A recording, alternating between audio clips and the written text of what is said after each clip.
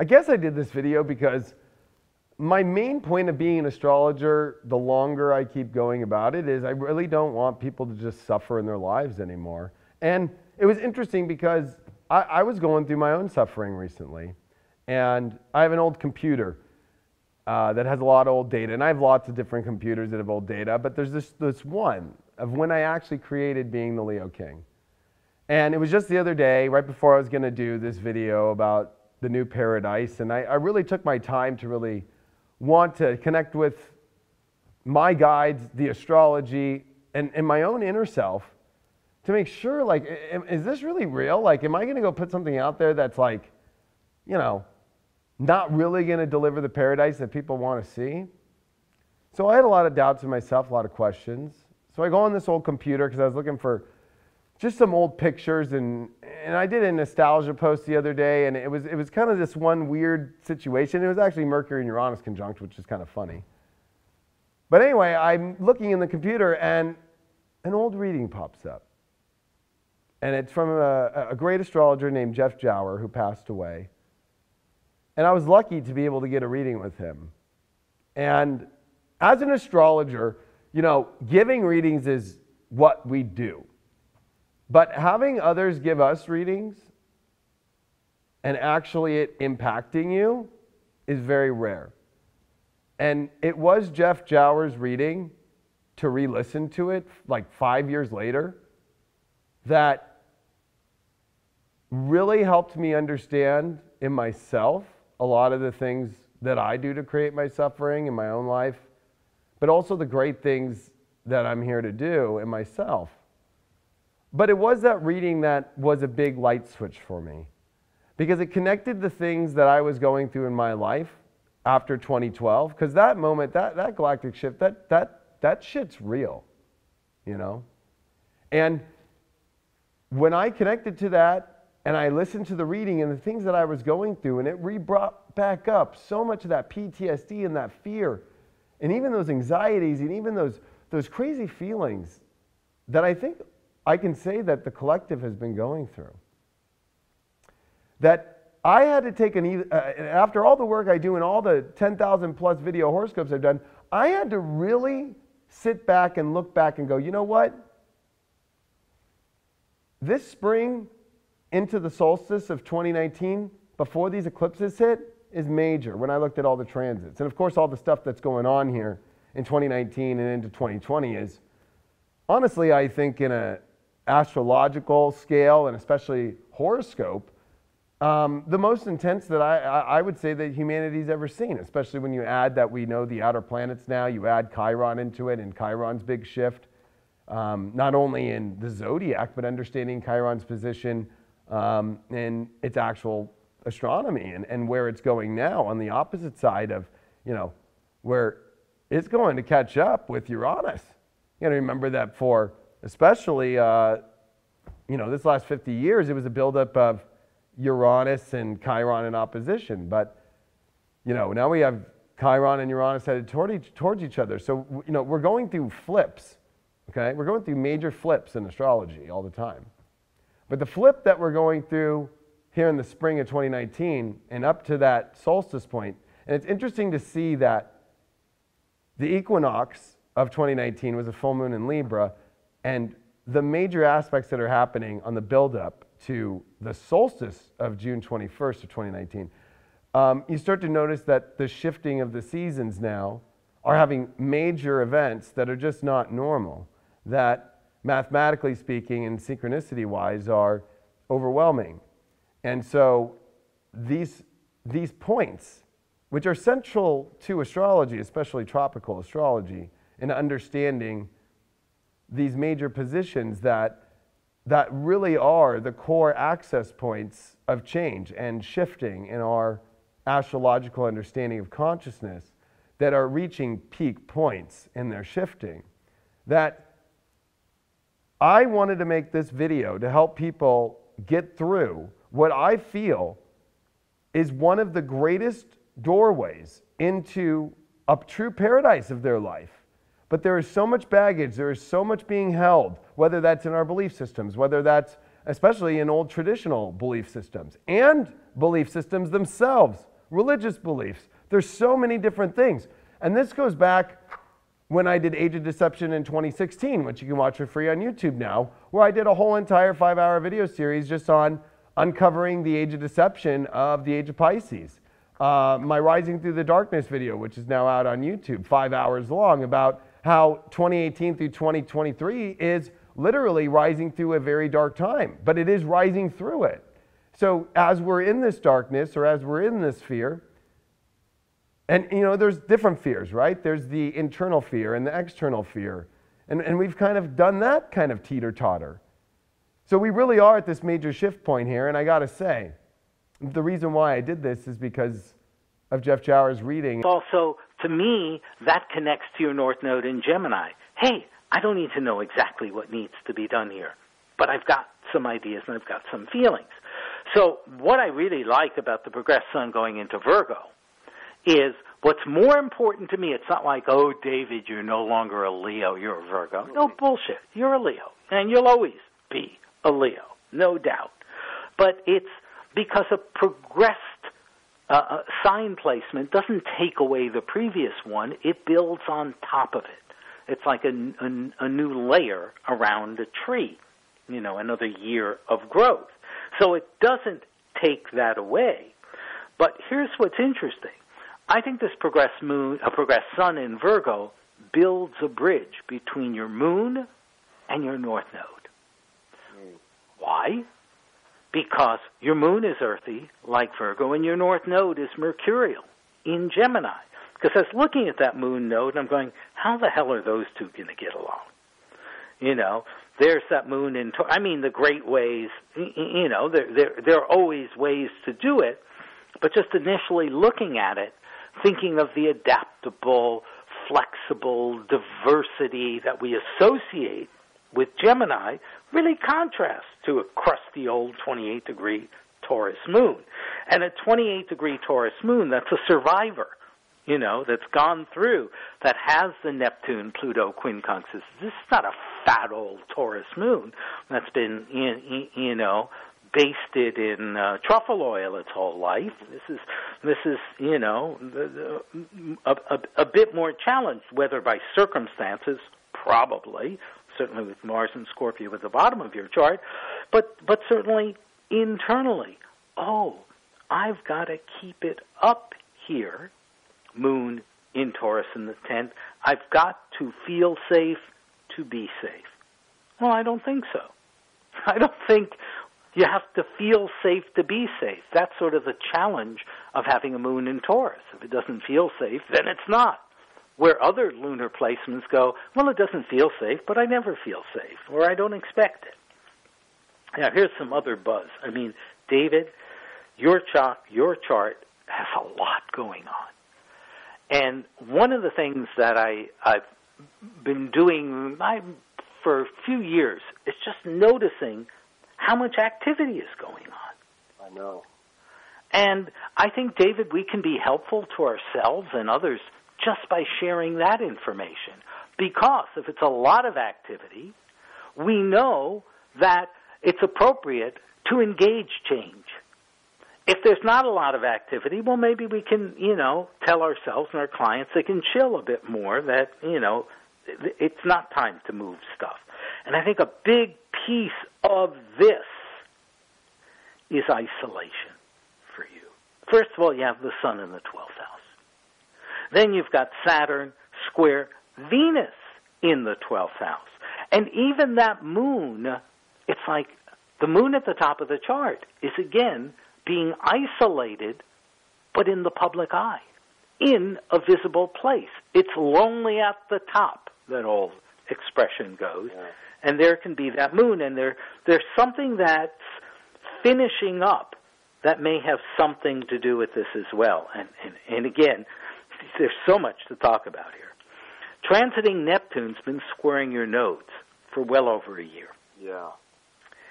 And I think I like the idea that the nodes, apart from all of the self-development and karmic and all that other stuff people talk about, but that the nodes also have to do with connections.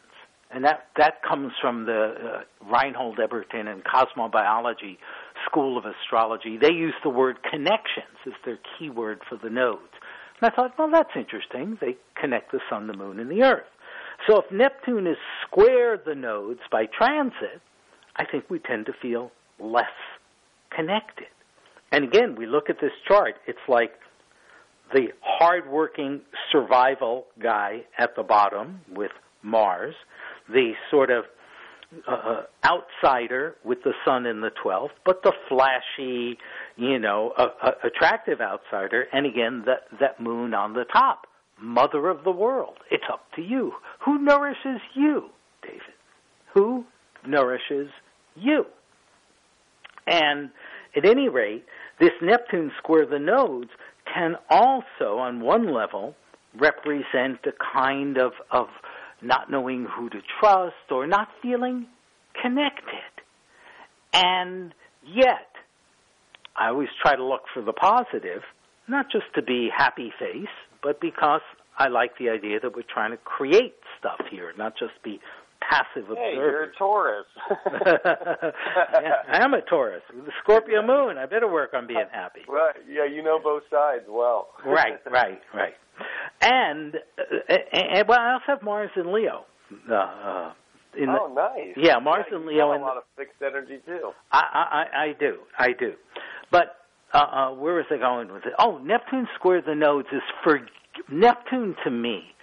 It means lots of things, as you know. But I love the idea of forgiveness, to forgive ourselves. Forgive yourself for not knowing everything, for not being able, and maybe that would be an interesting reason to be an astrologer with a chart like yours, to keep people from having to suffer, to help them avoid the problems to come. Yeah. As opposed to just simply overcoming the psychological limits and problems of the past. So Neptune square the nodes, and a nice thing to do is look at the natal planet to get more of a sense of the flavor of the transit. In other words, your natal Neptune is how you were imprinted with Neptune. So all Neptune transits are Sagittarian, fifth house, and a bit of Jupiter in it. So maybe, I love this, is this Neptune-Jupiter conjunction of yours across signs in the fifth house. It's like, make up a story, Neptune in the fifth, and then figure out a strategy to make it come true, Jupiter in Capricorn. So the Neptune transit to the nodes is re-examining the stories you're telling yourself. And again, maybe because of the progressed sun, because of, the transit of Uranus, how can you feel grounded when Uranus is 45 degrees away from your moon, knowing damn well that Pluto's coming next? And again, if you are in a transformational time, there's so much going on in your chart, and yeah, being less quote-unquote normal or available in other ways, it's all right, it's okay, it's appropriate. You're not stepping out to stay out. Right. I know I want to step out. Like, I'm enjoying not doing things because that Neptune influence, I feel it. I'll be in a meeting for these big deals I have going on, and I'm like freaking out and having anxiety because I just feel Neptune. It feels like I'm watching a dream. I'm just like, I got to get out of here. Well, there's this dream element that's trance state that has overcome me. It's like, well, freaky a little bit. I think it may be because you don't know what stand you want to take, because the alternative to that would be all intense and full of desire and right. Yeah, I don't know how to just sit back and just watch something happen. It's weird. Like, I'm having issues with just sitting down at a dinner table and having dinner. I can't do things that are just relaxing or, it's like... Well, it may look like a problem and feel like one, but maybe it's you being alert in another way. And how there's something very clear that he told me that sure, I do astrology for psychology or for helping people out understand what's going on, but it was about the root of ending people's suffering through helping them understand astrology and how it affects their lives. And so going forward, even though I would say that that's how I do my daily video horoscopes for the last 7 years every day, or my weekly sun sign horoscopes, or however you want to look at it, that it really has been based upon the core of ending people's human suffering. And so when I do special videos like this, especially here in the studios and so forth, it's like these powerful ones where I connect all the dots for people and I have the time to do it and just focus on one subject of how do we get to this new paradise, this new better feeling in our lives. It really is what I feel my favorite thing to do as being an astrologer, and that beats out going on television shows, that beats out even I would say doing daily horoscopes or touring or doing lectures or creating apps or whatever that it is, you know, in astrology, or even putting out magazines and, you know, 2019 predictions or yearly predictions, that these video series I do that are special, they really are about getting out of this whole suffering business and true consciousness and understanding and how to live a better life. So I'm actually more excited than ever to bring this one out. And I was very excited to bring out the turning point in relationships, because I also feel, and that video is also available at highvibe.tv, and it's not meant for just, you know, that time in which I do the video. Like these video series that I'm coming out with now, instead of doing a monthly horoscope, I thought I would theme without just cornering myself into, you know, 1 through 30 days or 1 through 29 days or 1 through 28 days or 1 through 31 days. But go towards really looking at the astrological understanding and calendar and going to, which ironically enough, there's this big major doorway here that's really major, especially from like May 15th into June 21st of 2019. But they help us understand where we're going even farther than that and why these big major things are happening. So I hope that people know that when I do these videos that it is coming from a place of not having to suffer. And I do a lot of the correlations and the research and the connection to realizing that there are flips and there's a lot of baggage about fear and PTSD. And I've been saying the collective dark night of the soul that we are clearing, and that if we understand it and we can witness it in our own lives and we can get rid of that, well, we got paradise sitting right there. And, you know, Uranus is the one that comes in and goes, like, let's reinvent this a little bit. Let's upgrade this.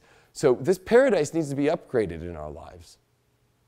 And it's this paradise that's upgrading that is something that you need to start to see, that actually moving forward in a new direction is scary, but it also is going to be great. So how funny, we're more connected and more safe to go to a bar that feels like the 1800s and look like we're in the 1800s, or look like we're in the past, or watch movies or TV shows that have dragons and all these things, because they're imaginative and they take us away from our own paradise. We almost feel like, oh, this is paradise. Or why do you think video games now are where people are so immersed in, or even virtual reality is so immersed in, because it is this Jupiter-Neptune square. As, yes, we are building a new world, and maybe this is part of what that new world is. But I know deep inside, when I know this Saturn and South Node conjunction, which is through the end of this spring, the last 45 days here, literally right on top of each other, that there is a prison. And the prison is holding yourself back. That prison is holding yourself back from the beautiful world of what you know is right within yourself, what feels the best for you, and not having to worry about what other people think, not having to worry about what the world's going to say. Of course, there's universal law, right, of ethical law. So it's like you don't need to break codes in that kind of way. But if it feels right to you, you're not harming, you know, the world. You're not creating disharmony on the planet. You're just following what feels good, what feels right, and you're taking that energy. And I'm not saying it's wrong to watch movies, or it's wrong to go into video games, or it's wrong to go in VR, because I love all three of those. Go into my office. I watch lots of old movies, and it made me think, as I've been doing this astrology, all I like to watch are old movies. I don't like the new movies, because I'm like, oh gosh, I don't really like the CGI, or I don't like the new acting, or I don't like the new this, or I don't like the new that. But there's this kind of, and the same thing with music. I like the old music. Or we all now want to go buy old record players now. It's because we're so afraid of what the new future holds that we're terrified of what a new paradise might look like. So we crossed this line in 2012 on December 21st. And now here we are in the new Mayan calendar system and the new galactic system. Now, let's just say for shits and giggles to keep this scale, not on a 24,000 year, but let's keep this from 2012 and let's call this, you know, the spring of 2019, okay? Now, when we entered in, it was massive Scorpio, and I'm going to keep this at the bottom, all the way until we got to January 6th of it was about January 6th, 2019, when Venus left Scorpio after a retrograde and all that stuff and went into Sag. Because right when December 21st hit 2012, Saturn was in Scorpio, okay? And it was there until 2015, September 2015. Then, even though we finished the Scorpio with Saturn, you got to remember there was eclipses in Scorpio. There was the North Node with Saturn. So now we're dealing with the South Node in Saturn, right? But everything was in this scorpionic world, okay? Because even though 2015 hit, then we went in 2016, we went through Mars in Scorpio retro, okay? The paradise is like, we're afraid to come back here because we only remember wanting to leave. And actually, more than ever, more people want to leave here than ever because a lot of them haven't done a lot of this understanding of already what's out here, and they're really wanting to go seek out here. That's why you're seeing tarot and astrology and all this stuff becoming massively, you know, hugely done, right? It's kind of like, oh my gosh, this is such a big deal. But when you actually come down to it, this isn't about that you have to be in either or, that it's about knowing both. 2012 was no joke. I've been challenged about it on TV. Some people don't believe in the whole evolution of consciousness and, more importantly, the galactic shift. I'm an astrologer, but not just about natal charts, but all things that have to deal with finding meaning in the universe. This spring of 2019, until that solstice of June 21st of 2019 is big. It's big because it's overcoming a major fear that not only is going to be happening in the moment of the transits of the astrology, of overcoming this confrontation we keep having with fear, of stepping into the most amazing paradise and great world ever.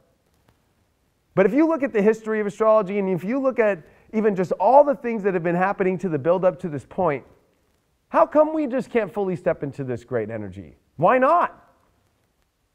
Everything has been connecting to, especially since 2012 in that galactic alignment, and more importantly, even that entrance of Saturn in Scorpio, October 6, 2012. It has been blowing my mind every time I keep looking at where the astrology is going and how it is connected to that time.